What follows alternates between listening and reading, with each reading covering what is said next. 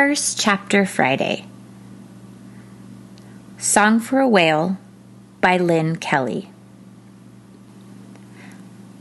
Chapter 1. Until last summer, I thought the only thing I had in common with that whale on the beach was a name.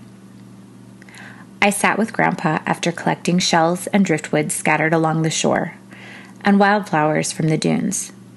The shells and driftwood were for Grandma, and the flowers were for the whale. Grandpa had asked how school was going, and I told him it was the same, which wasn't good. I'd been at that school for 2 years and still felt like the new kid. Grandpa patted the sand next to him. "Did you know she was probably deaf too?" he signed. I didn't have to ask who he meant. The whale had been buried there for 11 years, and my parents had told me enough times about what had happened that day. I shook my head. I hadn't known that, and I didn't know why Grandpa was changing the subject. Maybe he didn't know what to tell me anymore about school. The whale had beached herself the same day I was born. When she was spotted in the shallow waters of the Gulf, some people stood on the shore and watched her approach. My grandma ran into the cold February water and tried to push her away from land, as if she could make the 40-ton animal change her mind about where she wanted to go. That was really dangerous. Even though the whale was weak by then, one good whack with a tail or flipper could have knocked Grandma out. I don't know what I would have done. Jumped in like she did, or just stood there. She wasn't born deaf like we were, Grandpa continued. The scientists who studied her said it had just happened. Maybe she had been swimming near an explosion from an oil rig or a bomb test.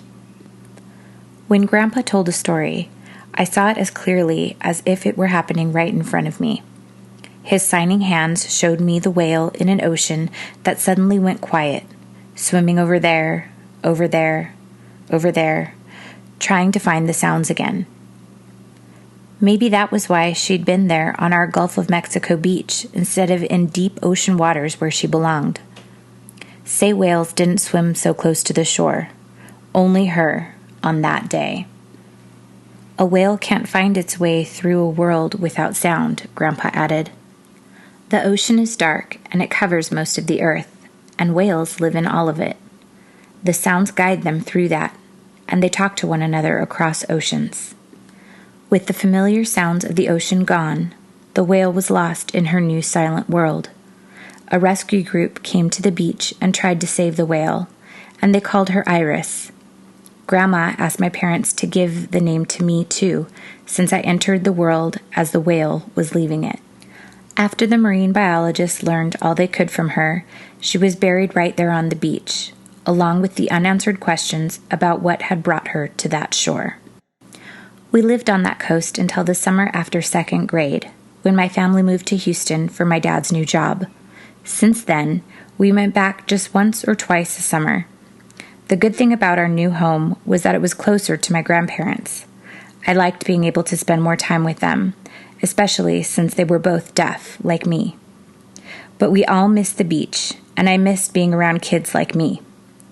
My old school had just a few deaf kids, but that was enough. We had our classes together, and we had one another.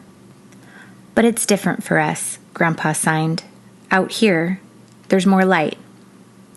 And all we need is our own small space to feel at home. Sometimes it takes time to figure things out. But you'll do it. You'll find your way. I wish I'd asked him then how long that would take. And that concludes Chapter 1 of Song for a Whale by Lynne Kelly. Thanks for listening.